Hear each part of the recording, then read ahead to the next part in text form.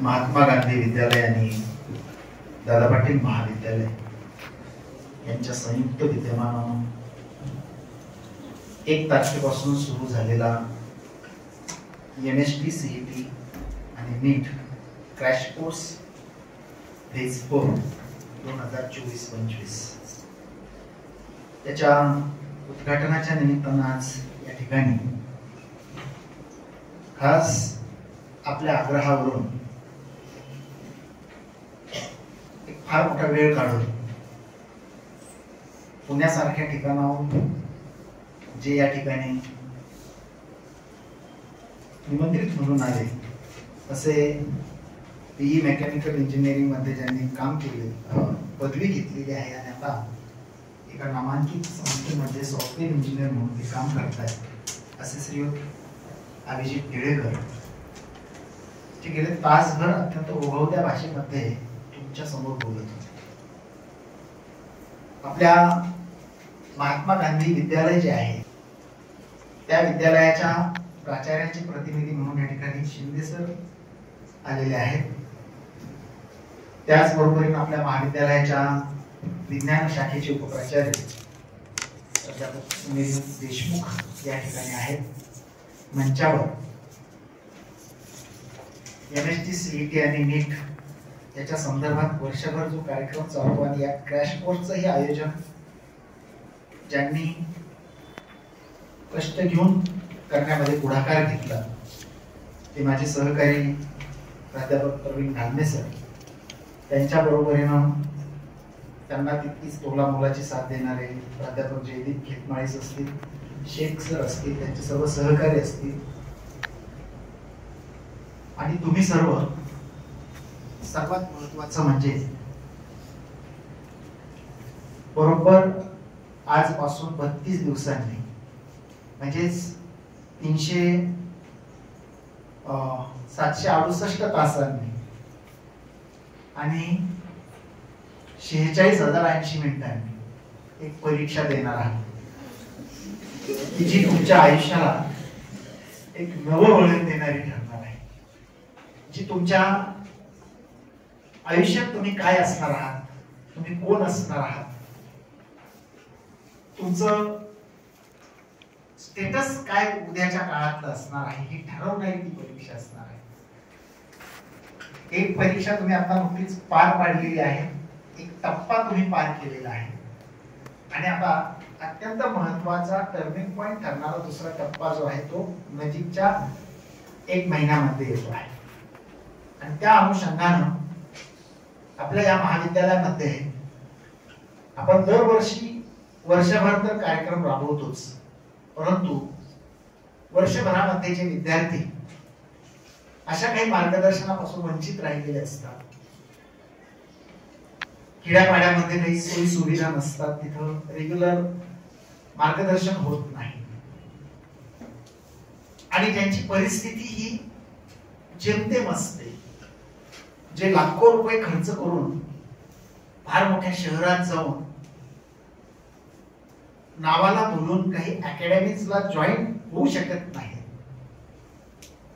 असे जे खऱ्या अर्थानं कर्मवीर भाऊराव पाटलांच्या स्वप्नातले विद्यार्थी आहेत, जे ग्रामीण भागातले आहेत, शेतकऱ्यांच्या, शेतमजुरांच्या, सर्वसामान्यांच्या कुटुंबातून येणारे आहेत आणि विशेषत्वानं मुलींच्या बाबतीमध्ये ग्रामीण भागातल्या पालकांमध्ये एक भीतीचं वातावरण असल्यामुळे ते देखील परगावी दूर ठिकाणी मुलींना अशा कोर्सेसला पाठवू शकत नाही, अशा विद्यार्थिनी आहेत विशेषत्वानं. आणि अशांसाठी उभी राहिलेली संस्था म्हणजे रयत शिक्षण संस्था आहे. अशांसाठी काम करणारी संस्था म्हणजे रयत शिक्षण संस्था आहे. आणि त्या संदर्भातला हा क्रॅश कोर्स मग एक साधारण महिन्याभराचा क्रॅश कोर्स या ठिकाणी 2 शाखांच्या संयुक्त विद्यमान आपण आयोजित केलेला आहे. दरवर्षीच आपण तो करतो, तसाच तो आता केलेला आहे. मी मुद्दाम ही गोष्ट का सांगितली की सरांनी प्रास्ताविकात असा उल्लेख केला की ज्यावेळी आम्ही मार्च 2022 मध्ये पहिल्यांदा एकूण सगळी परिस्थिती इथे मी पाहिली. कोरोनाच्या पार्श्वभूमीवर सुरू झालेली महाविद्यालय आणि कोरोनामुळे विद्यार्थ्यांना जी काही लातूर, बारामती, पुणे यासारख्या ठिकाणी ठेवू न शकणारे पालक आणि अशा मोठ्या संख्येनं असलेल्या या विद्यार्थ्यांना आपल्याला लोकल याच ठिकाणी आपण मार्गदर्शन करूया. त्यांच्यासाठी एक आपण महिन्या दीड महिन्याचा क्रॅश कोर्स घेऊयात आणि उद्याच्या होणाऱ्या सीईटी, नीट वगैरे सारख्या ज्या परीक्षा आहेत त्या गोष्टीनं त्यांना थोडंसं जरा आपण मोटिवेट करूया, प्रेरणा देऊया, काहीतरी बुस्टर देऊया. कारण क्रॅश कोर्स म्हणजे काही लगेच जादूची कांडी नसते. एक महिन्याचा कोर्स केला त्याच्यामध्ये शिक्षकांनी येऊन तुम्हाला त्या परीक्षेच्या अनुषंगाने काही एक सांगितलं आणि लगेच तुम्ही मेरिट मध्ये येऊन सीओपी वगैरे सारख्या शाखांमध्ये सिलेक्ट झाला असं होत नसतं. ही निरंतर चालणारी गोष्ट असते. पण तरी सुद्धा ज्या मुलांमध्ये पोटेन्शियल आहे परंतु त्यांना ते बाहेर पडण्यासाठीची संधी मिळू शकलेली नाही आणि अशांसाठी नेहमीच रयत उभी राहत असते. आणि मग या वर्षी आम्ही गेली 3 वर्ष पाहतो आहोत त्याचे चांगले रिझल्ट्स येत आहेत. म्हणजे ज्यावेळी आम्हाला कळलं की काही पालक लातूरला मुलाला ठेवलंय, कुठेतरी पुण्यामध्ये मुलीला ठेवलंय, वर्षभराचे 1.5-2 लाख रुपये भरले आहेत, तिथं राहण्याचा आणि इतर सगळा खर्च झालेला आहे आणि प्रत्यक्षामध्ये जेव्हा परीक्षा झाली आहे त्याच्यामध्ये मात्र नर्वसनेस आलेला आहे. मग असे काही पालक येऊन बोलायचे की एवढे लाखो रुपये खर्च करून सुद्धा पदरात काहीच मिळालेलं नाही. कारण आम्ही त्या भूलभुलैया जे असतो जाहिरातबाजीला भुलून आम्ही गेलो. तिथं ज्यावेळी 1000 मुलं ऍडमिट झालेले असतात आणि त्याच्यातले कुठेतरी 50 मुलं सक्सेस झालेले असतात की जे ओरिजिनलच ब्रिलियंट असतात, ओरिजिनलच त्यांचा आयक्यू लेवल त्यांची खूप स्ट्रॉंग असते आणि अशी मुलं सक्सेस घेतात त्यावेळी त्यांचे चेहरे वापरून आणि त्यांचे फोटो वापरून जाहिरातबाजी करून ग्रामीण भागातल्या लोकांना भुलवण्याचा फार मोठा धंदा या महाराष्ट्राच्या कानाकोपऱ्यात चाललेला आहे.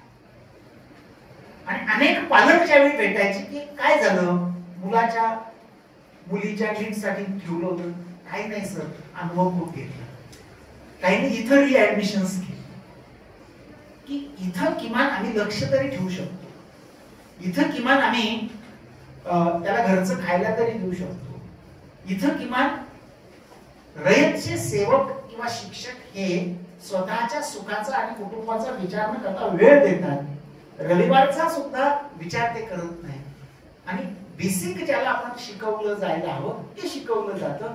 आम्ही या जाहिरातबाजीला बोललो आणि त्यातून मग ही संकल्पना पुढे आली की आपण या ठिकाणी तो कार्यक्रम राहतो आणि त्यातून मग इथं क्रॅश कोर्स आपण सुरू केला.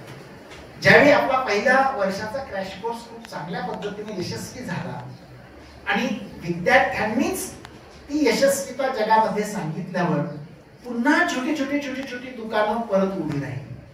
अचानक पावसाळ्यामध्ये उगवणाऱ्या छत्रीसारखी अगदी वेगवेगळ्या कोपऱ्यांमध्ये चौकांमध्ये फ्लेक्स लागायला लागले. क्रॅश कोर्स तोपर्यंत कुणाला हे म्हणजे गावी पण नव्हतं आणि मग क्रॅश कोर्सची सुद्धा धूम निघाली आणि मग अनेक जण क्रॅश कोर्स घ्यायला लागले. व्हेरी गुड, चांगली गोष्ट आहे. जास्तीत जास्त मुलांपर्यंत हे सगळं गेलं पाहिजे, त्यांच्यामध्ये एक प्रेरणा जागी झाली पाहिजे इथपर्यंत ठीक आहे. परंतु आपण एक व्रत म्हणून स्वीकारलेली ही गोष्ट असल्यामुळं अत्यंत नाममात्र फी मध्ये आपल्या विद्यार्थ्यांना हे आपण दिलं पाहिजे. जे विद्यार्थी यापासून वंचित राहिलेले आहेत त्यांच्यापर्यंत हे गेलं पाहिजे. कर्जत किंवा जामखेड तालुक्यातील असे अनेक गावं आहेत की तिथल्या मुलांना किंवा मुलींना अजून याचा लाभ मिळालेला नाही अशा मार्गदर्शनाचा. त्यांना आपण या ठिकाणी एकत्र आणून एक महिनाभर मोटिवेट केलं पाहिजे आणि त्यातून मग आम्हाला पुढे यश मिळत गेलं आणि आज हे 4थं वर्ष आणि 4थ्या वर्षाचा हा कोर्स होत असताना या ठिकाणी महात्मा गांधी विद्यालयाचे जे सहकारी आहेत ते म्हणे की आपण संयुक्त घेऊयात. म्हणून व्हेरी गुड.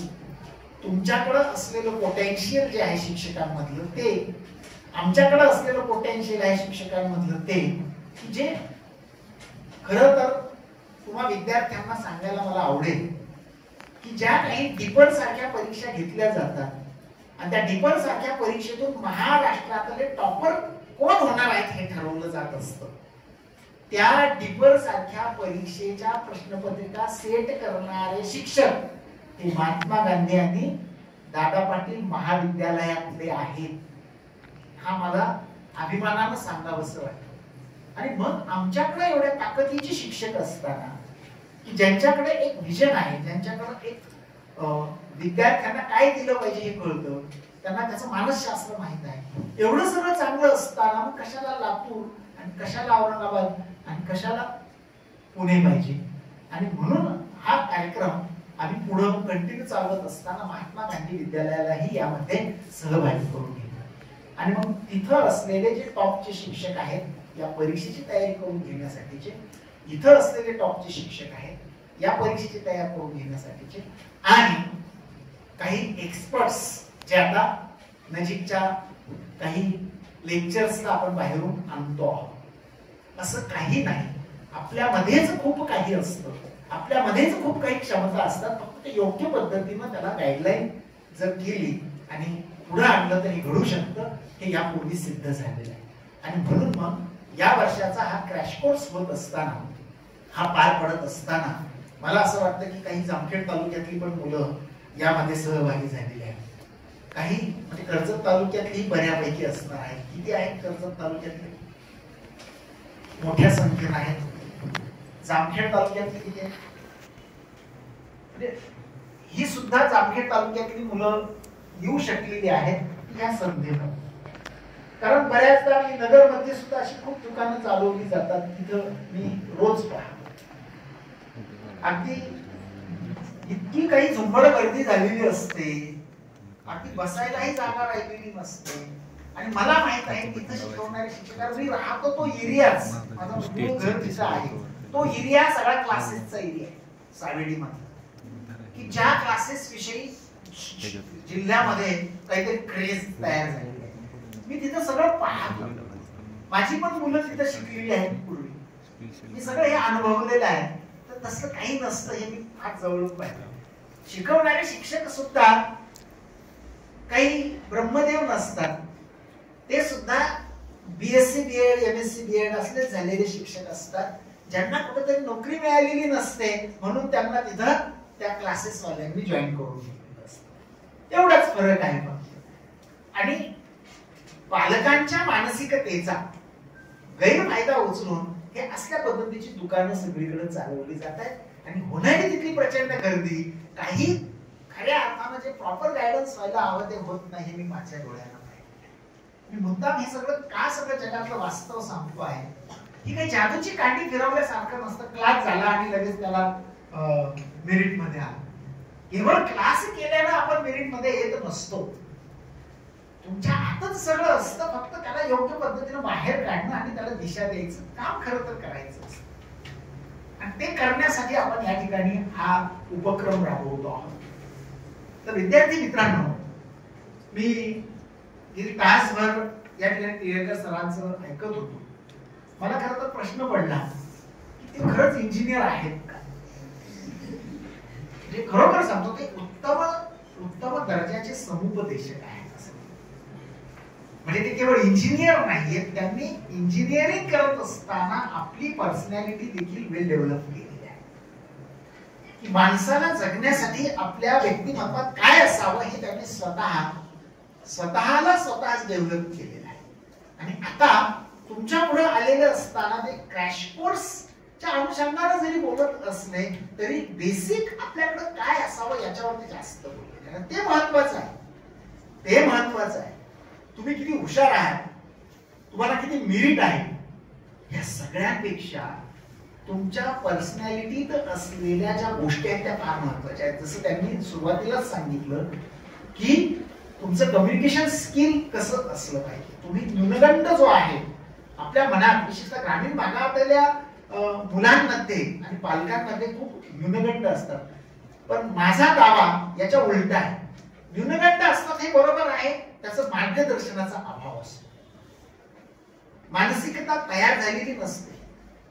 पण क्षमतेच्या बाबतीत शहरी मुलांपेक्षा 10 पट ताकद ही ग्रामीण भागातल्या मुलांमध्ये असते. क्षमतेच्या बाबतीत म्हणजे सक्सेस मिळवण्यासाठी लागणाऱ्या सगळ्या गोष्टी असतात. फक्त नसतं काय तर तुमच्यामध्ये आत्मविश्वास जो पेरायला हवाय तो कमी पडतो. आणि म्हणून त्या न्यूनगंडामुळे हुशार असलेली मुलं सुद्धा झाकली जातात. आणि या ठिकाणी हा क्रॅश कोर्स घेत असताना जी काही थोडी त्याच्यावर धूळ आहे ती धूळ झटकायचं काम या क्रॅश कोर्सच्या माध्यमातून. म्हणजे मी असं म्हटलं की 1 महिन्याच्या क्रॅश कोर्स म्हणजे काही जादूची कांडी नाही, हे खरं आहे. पण ठरवलं तर ती जादूची कांडी देखील आहे. म्हणून मी सुरुवातीलाच असं म्हटलं की तुमच्या हातामध्ये किती 768 तास आहेत. किती? 700. आणि जवळजवळ 46,000 पेक्षा जास्त मिनिटं तुमच्या हातात आहे. Not a joke. 46,000 मिनिटं ज्याच्या हातामध्ये आहे तो काहीही करू शकतो चमत्कार 1 महिन्याभरामध्ये. आणि म्हणून तुमचा कॉन्फिडन्स बिल्डअप करणं आणि त्याचा एक भाग म्हणून अशीही काही लेक्चर्स यामध्ये आयोजित केली जातात. आणि आजचा हा इनॉग्रेशनचा जरी प्रोग्राम असला तरी तो कॉन्फिडन्स बिल्डअप करण्यासाठीच खरं तर सर बोलत होते. आणि ते करता करता आपल्या मनामध्ये फक्त मला IT ला जायचं, मला किंवा कॉम्प्युटर इंजिनिअरिंग करायचं, मला फक्त काय तर MBBS करायचं वगैरे वगैरे असे काही संकल्प असतात. पण त्याच्या पलीकडे जाऊन अभियांत्रिकी क्षेत्रामध्ये किती विविध प्रकारच्या गोष्टी आहेत. आणखी याच्या पलीकडच्या खूप गोष्टी आहेत. खूप वैद्यकीय क्षेत्रामध्ये किती विविध प्रकारच्या गोष्टी आहेत. किती विविध प्रकारच्या. पण आपण फक्त काय केलेलं असतं, एक चौकट आखलेली असते आणि त्या दृष्टीनेच पाहत असतो. तर त्या चौकटीतून तुम्ही बाहेर पडावं म्हणून त्यांनी इतर सुद्धा काही कॅप्सूल कोर्सेस पासून तर डिग्री प्रोग्राम पर्यंतच्या काही गोष्टी तुम्हाला सांगितल्या आणि फॅशन डिझायनिंग पर्यंत त्यांनी तुम्हाला आणून ठेवलेले. आणि त्याच्याविषयी आपल्या मनात खूप गैरसमज असतात, ते आधी मनातून काढले पाहिजेत हेही त्यांनी सांगितलं. म्हणजे अगदी पॅरामेडिकल मध्ये सुद्धा काय आहे, म्हणजे अगदी नर्सिंग पासून हे सांगत असताना त्याला युरोपियन कंट्रीज मध्ये किती डिमांड आहे हे त्यांनी सांगितलं. पण आपल्या समाजाची मानसिकता बदलण्याची गरज आहे, त्याकडे पाहण्याची. खरं तर त्याकडे पाहण्याच्या दृष्टिकोनामुळे हे सगळं घडत आहे. ते न्यूनगंड तयार झालेलं आहे. किंवा कृषी पदविका आणि पदवी क्षेत्रामध्ये सुद्धा अनेक प्रकारच्या संधी आहेत. हे सगळं होत असताना उल्लेख करायचा आहे की अगदी बरोबर आहे, आपण आता AI च्या जमान्यामध्ये राहतो. रोबोटिक्स मध्येच खऱ्या अर्थानं उद्याच्या काळामध्ये सुवर्ण संधी आहे, हेही सत्य आहे. प्रत्येक ठिकाणी आता ते AI तंत्रज्ञान जे आहे ते येणारच आहे. प्रत्येक क्षेत्रामध्ये अगदी कृषी पासून तर अगदी सगळ्याच बाबतीत. सेवा क्षेत्राच्या संदर्भात त्यांनी आता नुकताच उल्लेख केला. सेवा क्षेत्रासारख्या संधी इतर कोणत्याच क्षेत्रात नाही. एवढी सेवा क्षेत्र डेव्हलप झाले आहे. पण मी एक उल्लेख फक्त करतो की ज्यावेळी मला या महाविद्यालयाचा परिसर पर्यावरणयुक्त ठेवायचा आहे, नीट नेटका आणि क्लीन अँड नीट ठेवायचा आहे, हे आमचं बेस्ट प्रॅक्टिस राबवायची आहे. आणि त्यावेळी मी शोध घ्यायचा प्रयत्न केला. त्यावेळी मला होल्स नावाच्या कंपनीशी संवाद साधावा लागला. मला ती हनुमंत गायकवाडांची बीव्हीजी ग्रुपशी संवाद साधावा लागला. म्हणजे शहरामध्ये ज्यांचे ऑफिसेस आहेत आणि स्किल्ड लोक आहेत त्यांच्याशी संवाद साधावा लागला. आणि ज्यावेळी मग त्यांचे जे सेवक आहेत ते इथं आणायचं ठरलं, तर ज्या ठिकाणी मी 10,000 रुपये पगार देतो इथं वॉचमनला किंवा 12,000 रुपये पगार देतो, मला 27,000 रुपये एका कर्मचाऱ्यासाठी द्यावे लागले. हा माझा परिसर क्लीन आणि नीट ठेवायचा आहे. म्हणजे ह्या कंपन्यांनी स्वतःचं एक वेगळं साम्राज्य निर्माण केलेलं आहे की ज्यामध्ये मंत्रालयापासून अगदी तुमच्या राष्ट्रपती भवनापासून तर विविध प्रकारच्या विमानतळांपासून तर अगदी व्हाईट हाऊस पर्यंत म्हणूया, किती विविध प्रकारच्या त्या कंपन्या आहेत की ज्या हाऊसकीपिंगचं काम करून घेत आहेत. मला माझ्या बंगल्याचं डीप क्लिनिंग करून घ्यायचं म्हणून मी लोकल ज्याने माणसं बोलवली तर मी अर्ध्या दिवसात त्यांना काढून दिलं. हे काय क्लिनिंग असं नसतं. आणि मग मी फोर्स कंपनीच्या मालकाशी म्हणजे त्या याच्याशी संवाद साधला ऑफिसचा, तर पुण्यातून गाडी आली माझं बंगला बाहेर, सुटा मोठा मध्य माणसं आहे, आमच्या घरचे आंपून गेले. हे हाऊसकीपिंग वाले जर असे असतील, सूट बूट काय ते इंग्लिश मध्ये त्यांचं बोलणं बिलणं, हे काय खरंच हाऊसकीपिंग वाले आहे का, क्लिनिंग करणारे लोक आहेत का, असा प्रश्न घरच्यांना पडला. त्याला स्टँडर्डायझेशन कसं दिलेलं. आणि मला त्यांनी एका बंगल्याचं डीप क्लिनिंग करण्याची अमाऊंट सांगितली 50,000 रुपये. घरचे म्हणे कशाला, आम्ही घेतो जाडून घर. आपली मानसिकता असू द्या. मला हे विनोद म्हणून सांगायचं नाही, सेवा क्षेत्रातलं एक फक्त क्षेत्र सांगायचं की ते विविध प्रकारच्या या गोष्टी आहेत आणि त्याच्या संबंधातले डिग्री प्रोग्राम्स आज तयार झाले आहेत. आणि त्या बाबतीत प्रबोधन करायचं काम देखील यातून केलं जातं. केवळ मेकॅनिकल इंजिनियरच होणं म्हणजे आता सर मेकॅनिकल इंजिनियर आहेत म्हणून मी बोलत नाही, केवळ कॉम्प्युटर इंजिनिअरिंगच होणं हे जे काही चष्मे आहेत ना, हे आपण बदलण्याची खरं गरज आहे. आपण सीईटीच्या माध्यमातून जात असताना अशा अनोख्या वाटा ढुंडाळल्या पाहिजे, अनोखे रस्ते ढुंडाळले पाहिजे. म्हणजे माझ्या स्वतःच्या मुलाला मेकॅनिकल इंजिनियर करावं असं मला वाटायचं, कारण त्याचा ब्रेन त्या पद्धतीचा होता. पण त्याची आवड मात्र वेगळी होती. तो एकच म्हणायचा, मला कुणाच्या हाताखालचा नोकर व्हायचं नाही, एवढंच त्याचं बोलणं. मी मुद्दाम माझी उदाहरणं का देतो तर मी स्वतः ते प्रॅक्टिकल मध्ये आणलेलं आहे म्हणून सांगतो. पण मला कुणाच्या हाताखाली नोकर विकर काय व्हायचं नाही म्हणून त्यानं जाणीवपूर्वक जेईच्या परीक्षेला दांडी मारली. म्हणजे त्याला हवेत गोळ्या मारल्या म्हणतो. परीक्षेला गेला माझ्या भीतीनं, मीच घेऊन गेलो, पण त्यांनी परीक्षा द्यायची म्हणून दिली फक्त. आणि शेवटी त्याला जे करायचं तेच केलं आणि तो बीबीए सीए करण्यासाठी म्हणजे डिजिटल मार्केटिंगचं करण्यासाठी तो MIT ला गेला. आणि तिथं गेल्यानंतर मग तो त्याच्या मनाप्रमाणे काम करायला लागला. मला मुद्दाम हे का सांगायचं की त्याचं म्हणणं आहे मला काही नोकरी करायची नाही, मला व्यवसायाच्या क्षेत्रात उतरायचंय, मला त्या पद्धतीची डिग्री घ्यायची. पण ही सुद्धा मानसिकता फार महत्वाची आहे. बरोबर आहे की प्रत्येक ठिकाणी फाईट करण्यासाठी एक परीक्षा नावाचा जो स्पीड ब्रेकर आहे तो पार करावा लागतो.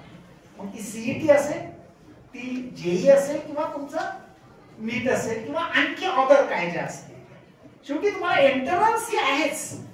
या क्रॅश कोर्सचा मूळ उद्देशच तो आहे की एंट्रन्सची तुमची तयारी करून घेणं, मानसिकता तयार करणं, एक महिन्याभरामध्ये तुम्हाला बूस्टर देणं, ही याची मानसिकता, याच्या मागची मूळ प्रेरणा आहे. तर सांगायचं तात्पर्य की खूप गोष्टी आहेत आणि सरांनी त्याही गोष्टींचा या ठिकाणी मुद्दाम म्हणून आपल्या समोर काही एक परिचय करून दिलेला आहे. सर्वात महत्वाचं त्यांनी जे सांगितलं की तुम्हाला काय आवडतं.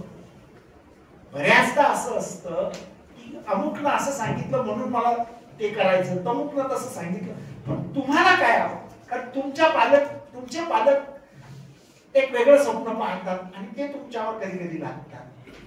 त्याच्यामुळे मग तुम्हाला फेल्युअर येतो भविष्यामध्ये. कधी कधी तुम्ही कुणाच्या तरी ऐकण्यावरून त्या क्षणापुरती तुमची आवड तयार झालेली असते म्हणून तुम्ही ठरवता आणि तिकडे जाता, फेल्युअर येतं. पण तुम्हाला स्वतःला काय आवडतं यानुसार जर तुम्ही ठरवलेलं असेल तर तुम्हाला तिथं गती मिळते, तुम्हाला स्पीड मिळतो, तुम्ही मनापासून ते करू शकता. आणि म्हणून ही परीक्षा देत असताना तोही विचार तुम्ही केला पाहिजे असं मला या निमित्तानं तुम्हाला सांगायचं आहे.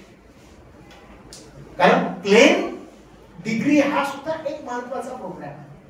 प्लेन डिग्री मध्ये प्लेन सायन्स पासून अगदी प्लेन म्हणजे आता त्याच्यात होत असलेले बदल जर पाहिलं, कॉमर्स अँड मॅनेजमेंट आहे, सायन्स अँड टेक्नॉलॉजी आहे, कारण त्या डिग्रीचे आता टायटल्स सुद्धा बदललेले आहेत. आणि ह्युमॅनिटी सायन्सेस आहे, ही खूप क्षेत्र आहे. काही फॉरेन कंट्रीज मध्ये लक्षात घ्या, ह्युमॅनिटी सायन्सेस जे आहेत ती करणाऱ्याला एक वेगळ्या पद्धतीचं स्टेटस दिलं आहे. ह्युमॅनिटी सायन्सेस मध्ये डिग्री करणार. आणि म्हणून मग प्लेन डिग्री करून सुद्धा कुणाला तरी काहीतरी एक भविष्य काळात अचिव्हमेंट करता येऊ शकतं.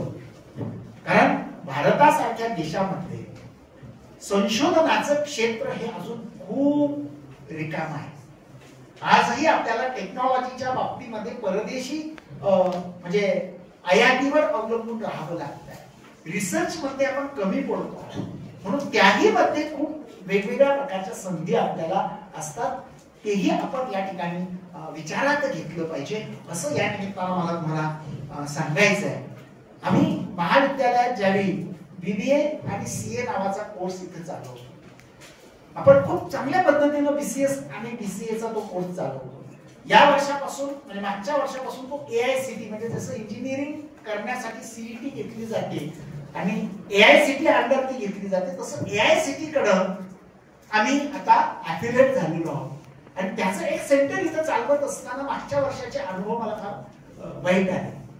म्हणजे 2023-24 मध्ये बीबीए सीए ला ऍडमिशन मिळावं म्हणून अक्षरशः मला वरपासून दबाव आले. आमच्याकडे 160 ची कॅपॅसिटी असताना मला नाईलाजानं 188 ऍडमिशन द्यावी लागली एक्सेस दंड भरून. एवढी उड्या पडल्या. आणि तो एआयसीटी कडे गेला, त्याच्या बाबतीत प्रबोधन कमी पडलं आणि एकदम आकडा खाली आला. ज्यांच्याकडे युनिव्हर्सिटी प्रोग्राम होता ते तर जवळजवळ बंद पडण्यात गेले. आणि ज्यांचं एआयसीटी कडे गेलं त्यांच्याकडे हा आकडा 150-160 चा आकडा 80, 70, 72, 90 वर आला. म्हणजे केवळ प्रबोधनाचा अभाव. आणि मग त्याचं एक वेगळं असं क्षेत्र असताना त्याच्यावर उड्या पडत होत्या आणि अचानक त्या क्षेत्रात जाणाऱ्या विद्यार्थ्यांचं प्रमाण एकदम डाऊनला गेलं. त्याचं कारण प्रबोधनाचा अभाव. आणि मग ह्यासारखे कोर्सेस किंवा या माध्यमातून दादा पाटील महाविद्यालयात सातत्यानं प्रयत्न केले जातात. हे आहे. बऱ्याचदा आमच्या मुलींच्या बाबतीतले खूप प्रश्न आहेत. तोही इथं विचारात घेण्यासारखा विषय. कारण टिळेकर सर स्वतः संवेदनशील आहेत आणि संवेदनशील असल्यामुळेच ते गेली अनेक वर्ष कालमे सरांच्या माध्यमातून अशा काही मुलींना मदत करतात की ज्या हुशार आहेत, शिरोत्कुर आहेत, ब्रिलियंट आहेत, पण परिस्थितीनं शिकू शकत नाही. त्यांना ते सपोर्ट करतात. काही गरज नाही. त्यांची कंपनी आहे, सगळं आहे, ते वेल सेटल आहेत, हम तो हमारे तो याच्यात ते मशगूल असतील. पण नाही, संवेदनशीलतेमुळे त्यांना पुन्हा आपल्या ग्रामीण भागात आणणं, संवेदनशीलतेमुळे नाही आपल्याकडनं 4 मुलींना तरी मदत झाली पाहिजे ह्या माध्यमातून ते करतायत. ह्या संवेदनशीलतेच्या बरोबरीनच मुलींच्या बाबतीतला जो एक आणखी प्रश्न आहे की अनेक पालकांना आज मुलीला दूरच्या ठिकाणी पाठवायचं म्हटलं की अंगावर काटा येतो. कारण बाहेरची परिस्थिती भयावह झाली. आणि मग अशा परिस्थितीत आपल्या मुलीला कसं काय पाठवायचं इनसिक्युअर त्यांना वाटतं. आणि त्या पार्श्वभूमीवर दादा पाटील महाविद्यालय जे आहे त्या महाविद्यालयामध्ये अत्यंत सुरक्षित वातावरणात अत्यंत दर्जेदार पद्धतीचं दिलं जात आहे हे सुद्धा काहींना माहित नाही. ते माहीत व्हावं की खरं इथं इथिकली काम चालतं म्हणून हा क्रॅश कोर्स आहे. हा क्रॅश कोर्स म्हणजे लगेच तुम्ही उद्या सगळ्याच्या सगळ्या मेरिट मध्ये आलात वगैरे असं नाही. पण किमान काहीतरी धूळ झटकेल, तुम्हाला ती परीक्षा देण्यासाठीचा कॉन्फिडन्स बिल्डअप होईल. किमान ती परीक्षा तुम्ही चांगल्या पद्धतीने देऊ शकाल. पण ती देण्यासाठी एकच लक्षात ठेवा बाळांनो, एकच लक्षात ठेवा, सेल्फ कॉन्फिडन्स नावाची गोष्ट फार महत्वाची. आम्ही या ठिकाणी बूस्ट करूया. शिक्षक तुम्हाला बूस्ट करतील, काही गायडन्स करतील, तुमच्या मनातल्या काही शंकांचं निरसन पण होईल. पण शेवटी तुम्हाला तुमच्या हातात असलेल्या 46,000 मिनिटांचं युटिलायझेशन तुम्ही कसं करणार आहात, त्यातला मिनिट ना मिनिट तुम्ही कसं युटिलाइज करणार आहात ते फार महत्वाचं आहे. तो मिनिट ना मिनिट तुम्ही जर प्रॉपरली यूज केला, प्रॉपरली म्हणजे वर्गात बसलेला आहात, ज्या काळात आपला क्लास चाललेला आहे, टीचिंग चाललेलं आहे, त्या काळात तुम्ही अत्यंत एकाग्रतेने बसलेला आहे, जे दिलं जातं आहे ते अत्यंत मनपूर्वक घेण्याचा प्रयत्न केलेला आहे. त्याच्यानंतर तुम्ही फ्री झालेल्या वेळेचा तुम्ही सदुपयोग केलेला आहे. आणि टिळेकर सर म्हणतात त्या पद्धतीनं अगदी एंटरटेनमेंट करून सुद्धा ते करता येऊ शकतं असं ते बोलते. खरं आहे. म्हणजे आपलं लँग्वेज स्किल डेव्हलप करण्यासाठी त्यांनी इंग्रजी चित्रपटाचं उदाहरण दिलं की एंटरटेनमेंट पण करायची आणि स्किल पण डेव्हलप करायचं. तसा हा अभ्यास सुद्धा तुम्हाला मनोरंजक पद्धतीनं करता येऊ शकेल. त्याला घोकंपट्टीच केली पाहिजे असं नाही. आणि घोकंपट्टी करणारी मुलं कधीच आयुष्यात सक्सेस होत नाही. केवळ घोकंपट्टी केल्यानं आपण टॉपला जाऊ असं नाही. तर त्याला त्याच्यासाठी सेल्फ स्टडी नावाचा प्रकार आहे. म्हणजे सेल्फ कॉन्फिडन्सच्या जोडीला सेल्फ स्टडी नावाचा एक मार्ग आहे. आणि मग इथून फ्री झाल्यानंतरच्या वेळेचं तुम्ही कसं नियोजन करता, त्याचं योग्य युटिलायझेशन कसं करता, एकच ध्यास तुम्हाला रात्रंदिवस एकच ध्यास पाहिजे की मला माझ्या हातात असलेल्या वेळेचा प्रॉपर वापर करून त्या परीक्षेत मला टॉपला जायचं आहे. आणि त्या दिशेनं तुम्ही प्रयत्न राहिलेल्या वेळेचं जे आहे उपयोग करून केले पाहिजेत असं मला या निमित्तानं तुम्हा सर्वांना सांगायचं आहे. आणि आणखी एक जाता जाता सांगायची गोष्ट म्हणजे जो काही मी सुरुवातीलाच उल्लेख केला की बऱ्याचदा काहीतरी पालकांना वाटतं, सर म्हटले होते की कुठेतरी क्रॅश कोर्स करण्यासाठी दूरवर लाखो रुपये त्या दीड महिन्याचे खर्च करून पदरात काहीच येत नाही असंही अनुभव पालकांना आलेले आहे. त्याचं मुख्य कारण तुम्ही ज्या परिसरात शिकलेलं असतात तिथल्या एका वातावरणात तुम्ही घडलेलं असतात, त्याची एक वेगळी सवय तुम्हाला झालेली असते. आणि त्याच परिसरात त्याच वातावरणात ज्यावेळी तुम्ही हे सगळं आत्मसात करत असतात, लगेच सडनली ते वातावरण बदलल्यानंतर एक महिन्यात जादूची काठी फिरावी तसं होत नाही. तूप खाल्ल्यानं लगेच रूप येत नसतं. शेवटी तुम्ही ज्या परिस्थितीमध्ये हे सगळं घेतलेलं असतं त्याच परिस्थितीला अनुकूल असलेल्या परिसरात परिस्थितीत तुम्ही जेव्हा घेता त्यावेळी त्याचे वेगळे इम्पॅक्ट होत असतात, वेगळे परिणाम होत असतात.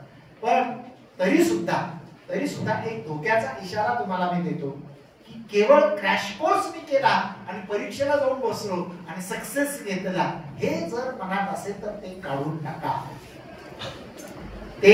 टाका. बऱ्याचदा गैरसमज असा झालेला आहे की क्लास केला म्हणजे अभ्यास करायची गरज नसते. क्लास केला म्हणजे त्याच्यावरच अवलंबून राहून आपण सक्सेस मिळवू शकतो. नुसत्या क्लासनं कधीच हे होत नाही, कधीच होत नाही. त्याला पुन्हा तुम्हाला तुमच्या सेल्फ स्टडीची जोड ही द्यावी लागतेच. क्लास हा फक्त तुम्हाला रस्ता दाखवण्यासाठी आहे. क्लास हा फक्त तुम्हाला दिशा दाखवण्यासाठी आहे. क्लास हा फक्त तुमचा प्रवास कसा होईल, कोणत्या दिशेनं होईल, किती लांब पर्यंत होणार आहे हे सांगण्यासाठी. मैलाचा दगड म्हणून तो काम करतो आहे. जसा रस्ता तयार करायचं काम अभियंते करत असतात, मैलाचा दगड वेगवेगळ्या ठिकाणी रोवत असतात आणि सांगत असतात की तुम्हाला या गावाला जायचं असेल तर एवढं किलोमीटर अंतर आहे, पुढे गेल्यानंतर एवढं आता राहिलेलं आहे, पुढे गेल्यानंतर एवढं आता राहिलेलं आहे. त्या मैलाचा दगड म्हणून दिशा दाखवायचं काम फक्त शिक्षक किंवा या क्लास मधून होत असतं. शेवटी चालायचं तुम्हाला असतं, तुमच्या पायांना चालायचं असतं. त्या पायांनी चालायचंच नाही असं ठरवलं तर तुम्ही त्या गावाला पोहोचू शकणार. म्हणून आधी तुम्ही स्वयंप्रेरणेनं सेल्फ कॉन्फिडन्स जागा करून मला चालल्याशिवाय पर्याय नाही, मलाच चालावं लागणार आहे, हे फक्त मला तुला किती अंतर जायचं आहे, कोणत्या दिशेनं जायचं आहे हे सांगणारे मैलाचे दगड आहे. पण चालायचं शेवटी मला आहे. आणि म्हणून केवळ क्लास केला म्हणून मला सक्सेस मिळेल हा नुनगंड मनातला काढा आणि आजच मनाशी तयारी करा की राहिलेल्या मिनिटचं मला योग्य पद्धतीने युटिलायझेशन करायचंय. मला त्या परीक्षेला चांगल्या पद्धतीने धडक देऊन क्रॅक करायची आहे. जरी उद्या मी मेरिट मध्ये जाऊ शकलेलो नाही तरी मला त्याचा पर्याय शोधून काढला पाहिजे. कारण आणखी जाता जाता तो एक मुद्दा या ठिकाणी मी सांगून ठेवतो. तुम्ही काहीतरी एक संकल्प केलेला आहे, तुम्ही काहीतरी एक स्वप्न पाहिलेलं आहे, तुम्हाला त्या दिशेनं जायचं आहे. पण उद्या जर नाही तुम्ही मेरिट मध्ये जाऊ शकला, नाही तुम्हाला गव्हर्नमेंट कॉलेज मिळू शकलो, तुम्ही प्रायव्हेट पर्यंत समजा घरची क्षमता आहे म्हणून जाऊ शकला तर ठीक आहे, पण मला त्या क्षेत्रात जाता आलं नाही म्हणून नर्वस व्हायचं काही कारण नाही. आत्ताच तुम्ही बी प्लॅन करून ठेवायचा. इकडे जाता आलं नाही तर मी इकडे जाणार आहे आणि याच्यामध्ये मग मी उंचीवर जाण्याचा प्रयत्न करणार. हे आत्ताच बी प्लॅन करून ठेवायचं आहे. केवळ एका ए प्लॅनवर विसंबून राहून पुढे जायचं नाही, म्हणजे आपल्याला नर्वसनेस येत नाही, आपल्याला नैराश्य येत नाही. आणि काही मुलं प्लेन डिग्री घेऊन कदाचित कॉम्पिटिटिव्ह एक्झामच्या माध्यमातून झालेल्या ह्या तयारीचा वापर करून उद्याच्या काळातल्या क्लास 1 क्लास 2च्या पोस्टच्या दृष्टीनं सुद्धा स्वप्न पाहत असतात आणि त्याही दृष्टीनं पुढे जात असतात. तेही पाहायला काही हरकत नाही. तेही तुमच्यासाठीचं एक बिन भांडवली तिकडे जाण्याचं क्षेत्र आहे, जिथं कुठलंही भांडवल लागत नाही. फक्त तुमचा अभ्यास, तुमचे कष्ट, तुमचे एफर्ट्स, तुमची एकाग्रता ही तुम्हाला तिथं उंचीवर घेऊन जाणार आहे. कुठलंही भांडवल तिकडे लागणार नाही. तेही एक क्षेत्र आपल्याला विचारात घ्यायला हरकत नाही. पण बी प्लॅन आपण करून ठेवायचा आहे. आणि मला नोकरीच्या क्षेत्रात जायचं का व्यवसायाच्या क्षेत्रात जायचं ते तुम्ही ठरवायचं आहे. तुम्ही सगळे जे आहात, विशेषत्वानं आणखी 2 बॅच पर्यंत केळकर सर, म्हणजे नेमकं मी अशा वेळी या कॉलेजमध्ये प्राचार्य म्हणून आलो की ज्या काळात कॉलेजमध्ये एकही मुलगा येत नव्हता. कॉलेजेस 2 वर्ष ओस पडलेली होती. कोरोनानं आम्हाला फुकट पास होण्याची सवय लावलेली होती आणि फुकट पासच्या सवयी बरोबरच आमच्या हातात एक अत्यंत म्हणजे तसं पाहिलं तर क्रांतिकारक, पण या पिढीच्या दृष्टीने विचार केला तर राक्षसी यंत्र दिलेलं होतं, ज्या यंत्रानं आमचा मेंदू आणि आमचं मन कुरतडवलं की आजही काही आमच्या कन्यांनी सांगितलं की मोबाईलचं व्यसन सुटत नाही. खरं आहे, यंत्र ज्या वेळी आलं ना, तो ती वेळ आणि तो काळ वाईट होता, चुकीचा होता. नको त्या वयात नको ती गोष्ट तुमच्या हातात आलेली होती. ती आजही आपल्या हातातून जायला तयार नाही आणि ती उद्या जाईल असंही आपल्याला वाटत नाही. ती आपल्या बरोबरच जाईल असं. पण त्याचा योग्य वापर कसा करावा मला फार भारी वाटतं. तुम्ही बोलत असताना पटापटा मी 3 ऍप्लिकेशन्स डाउनलोड करून घेतले लगेच, नोट करून. ते तुमचं डिओ लिंगवा वगैरे काय काय होतं लगेच करून घेतलं. म्हटलं मला नाही, माझ्या मुलांना तर काम नाही. म्हणजे त्याचा सुद्धा सदुपयोग करता येऊ शकतो हे सांगण्यासाठी तुमच्यासारखी त्या क्षेत्रातली तज्ञ माणसं पाहिजे. केवळ रील्स पाहिल्यानं पोट भरत नाही, रील्स पाहिल्यानं करिअर होत नाही. पण त्याचा सुद्धा योग्य वापर केला तर, पण ते आलं ते योग्य म्हणजे चुकीच्या वेळी आलं, चुकीच्या वयात आलं आणि त्याच्यानं आमचं मन मेंदू खरोखर उतरवलं. मी कॉलेज सांभाळतो, मला माहित आहे 4000 मुलांचे वेगवेगळ्या वयोगटातली मुलं सांभाळतो. अनेक मानसिक प्रश्न आहेत आणि मग तुम्ही सुरुवातीलाच प्रश्न घेऊन ते भारी केलं एकदम. माझ्यातली चांगली गोष्ट एक आणि वाईटला भारी. बरोबर सगळं नाही बाहेर पडलं, पण पडलं बरोबर. तो ट्रॅक आला पुढे आणि हेच तर शत्रू आहे ना आपले.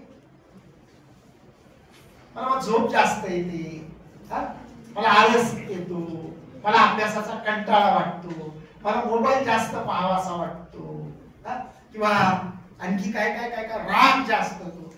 कोविडनं सगळ्यात डेंजर गोष्ट कोणती केली असेल तर हिंसरता आपल्या मनात. त्याच्यावरच्या ज्या वेब सिरीज पासून तर ते जे भंगार एकदम खतरनाक गेम्स बिम्स आहे, हिंसरता आहे. आणि दुसरी गोष्ट कोणती केली आहे तर आपल्यामध्ये ज्याला आपण नको त्या वयातल्या सेक्स्युअल भावना पेटवलेल्या, विकृत मनोवृत्ती पेटवलेली. हा कोविडचा परिणाम आहे, खरं दुष्परिणाम. आणि त्या हातात आलेल्या यंत्रामुळे त्यावेळी ही मुलं बाळ कदाचित 7वीला किंवा 6वीला वगैरे असणार आहेत, कोवळ्या वयाची असणार आहेत आणि आता ती 12वीला आली आहे. म्हणून मी सांगितलं आणखी 2 बॅच बाहेर पडेपर्यंत खरं तर तुमच्या सारख्यांच्या व्याख्यानांची गरज आहे. मी या महाविद्यालयात विदिन 1 डे पासून एकमेव एक कलमी कार्यक्रम असतो, समुपदेशन, व्याख्यानांच्या माध्यमातून, मार्गदर्शनांच्या माध्यमातून. आधी जमिनीची मशागत तर नीट केली पाहिजे, आपाप त्याच्यात जे पेरेल मग ते चांगलं उगवेल.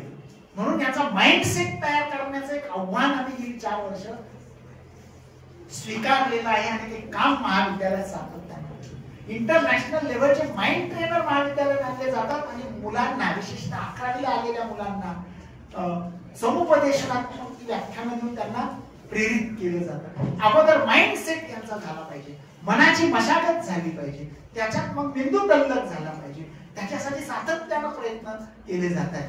आपण त्याच्यात मग जे पेरलं जातं ते ज्ञान उगवून येणार आहे. म्हणून हे आव्हान आणखी 2 वर्ष आम्हाला आहेच. नंतरची पिढी कशी येईल आता ती ठरेल, पण ही कोविडच्या काळातली पिढी आहे. आणि मग ह्या ज्या काही गोष्टी यांनी सांगितल्या की मला राग जास्त येतो, मला दुःख लवकर होतो, हे ते सगळं तेच आहे.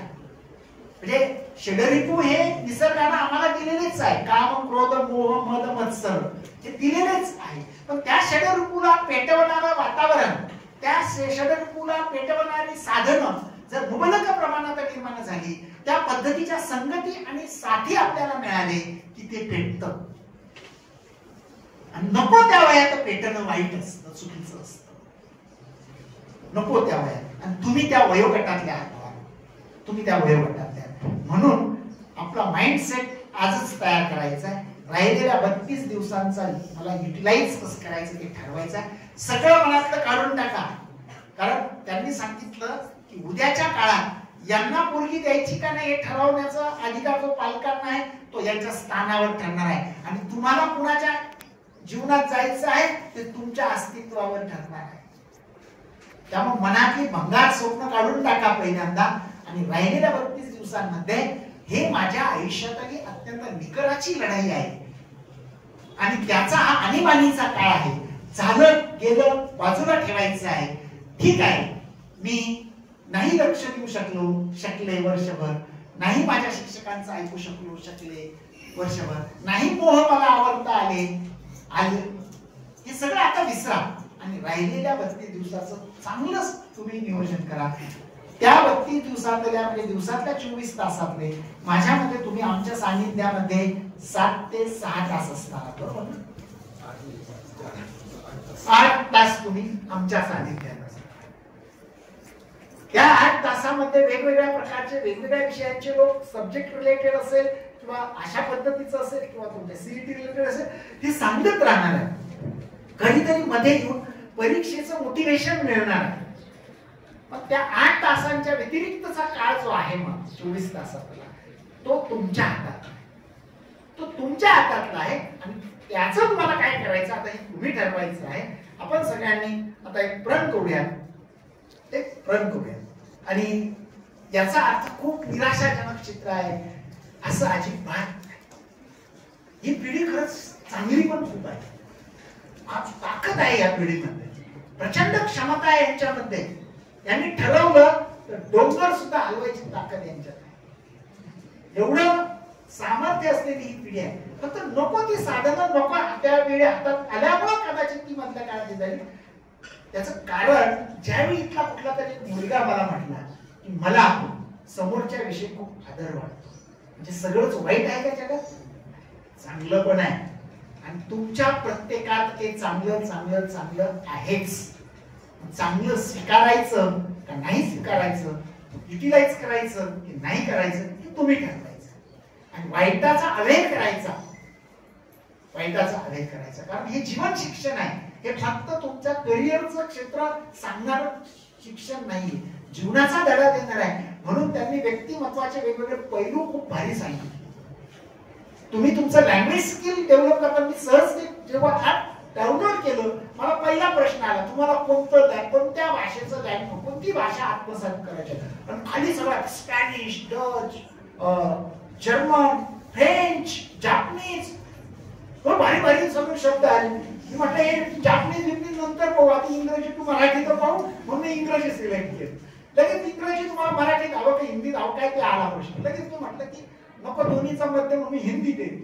लगेच ते म्हणून तुम्हाला शब्दाचं ज्ञान हवं की वाक्याचं ज्ञान हवं, तुम्हाला करिअरचं हवं की शिक्षणासाठी हवं का रोजच्या व्यवहारात फक्त बोलण्यापुरतं हवं. लगेच प्रश्न. मी लगेच आपलं एक क्लिक केलं म्हणजे मी किती स्पीड नाही इथे इम्प्लिमेंट केलं लक्षात घ्या. मला काय गरज आहे, मी प्राचार्य आहे, 55 आता वय झालेलं आहे, सगळं अगदी बंगला गाडी मुलं बाळ वेल सेटल, काय गरज आहे.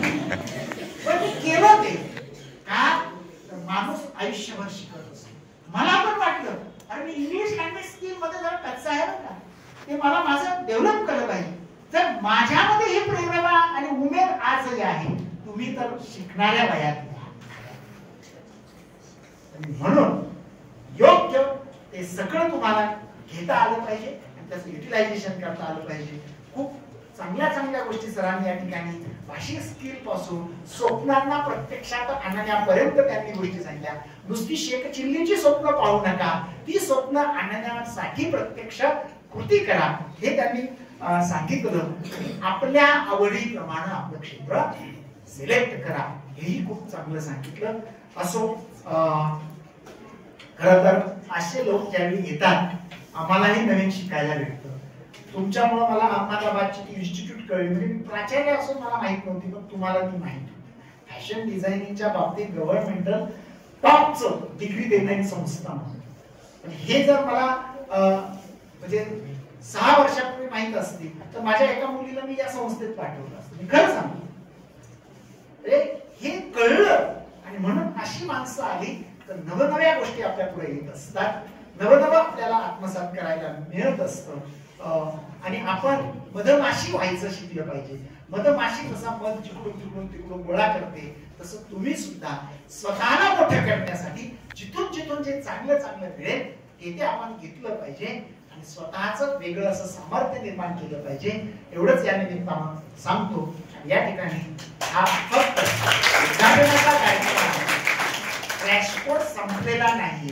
खऱ्या अर्थानं आजपासून तो सुरू झालेला आहे असं या निमित्तानं आव्हान जाहीर करतो आणि थांबतो. जय हिंद, जय भारत.